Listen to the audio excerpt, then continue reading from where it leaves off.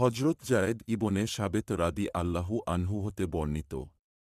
তিনি বলেন, ইয়ামামার যুদ্ধে বহু লোক শহীদ হবার পর আবু বকর সিদ্দিক রাদি আল্লাহু আনহু আমাকে ডেকে পাঠালেন। এ সময় উমর রাদি আল্লাহু আনহু ও তার কাছে উপস্থিত ছিলেন।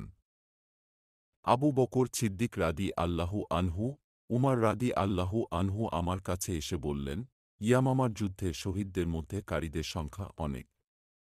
আমি আশঙ্কা করছি, এমনইভাবে যদি কারিগণ শাহিদ হয়ে যান, তাহলে কুরআন মাজিদের বহু অংশ হারিয়ে যাবে। অতএব আমি মনে করি যে, আপনি কুরআন সংকলনের নির্দেশ দিন। উত্তরে আমি বললাম, যে কাজ আল্লাহর রসূল সাল্লাল্লাহু আলাইহি ওয়াসাল্লাম করেননি, সে কাজ তুমি কিভাবে করবে? উমর রাদি আল্লাহু আনহু জবাবে বললেন, আল্লাহর কসম, এটা একটি উত্তম কাজ। উমর রাদি আল্লাহু আনহু এ কথাটি আমার কাছে বারবার বলতে থাকলে অবশেষে আল্লাহ তায়ালা এ কাজের জন্য আমার বক্ষকে উন্মোচন করে দিলেন এবং এ ব্যাপারে উমর যা ভালো মনে করলেন আমিও তাই করলাম।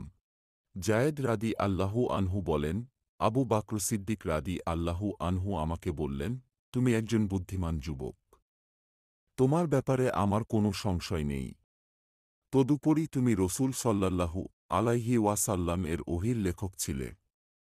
সুতরাং তুমি কুরআন মাজিদের অংশগুলোকে তালাশ করে একত্রিত করো। আল্লাহর শপথ, তারা যদি আমাকে একটি পর্বত এক স্থান হতে অন্যত্র সরিয়ে ফেলার নির্দেশ দিত, তাহলেও তা আমার কাছে কুরআন সংকলনের নির্দেশের চেয়ে কঠিন বলে মনে হতো না। আমি বললাম, যে কাজ রসূল সাল্লাল্লাহু আলাইহি ওয়াসাল্লাম করেননি, আপনারা সে কাজ কিভাবে করবেন? তিনি বললেন, আল্লাহর কসম, এটা একটা কল্যাণকর কাজ। এ কথাটি আবু বকর সিদ্দিক রাদি আল্লাহু আনহু আমার কাছে বারবার বলতে থাকেন।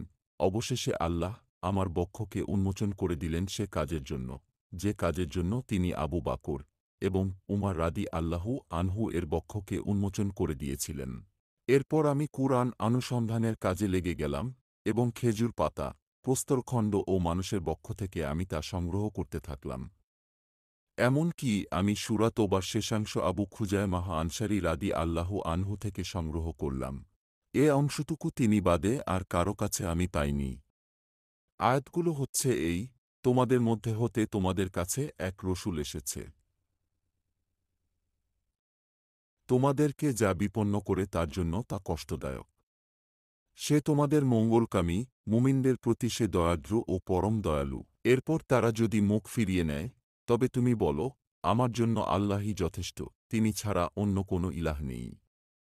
আমি তারই উপর নির্ভর করি এবং তিনি মহা আরশের অধিপতি। তারপর সংকলিত সহিফাসমূহ মৃত্যু পর্যন্ত আবু বকর রাদি আল্লাহু আনহু এর কাছে রক্ষিত ছিল। তার মৃত্যুর পর তা উমর রাদি আল্লাহু আনহু এর কাছে সংরক্ষিত ছিল, যতদিন তিনি জীবিত ছিলেন। অতঃপর তা উমরের কন্যা হাফসাহ রাদি আল্লাহু আনহা এর কাছে সংরক্ষিত ছিল।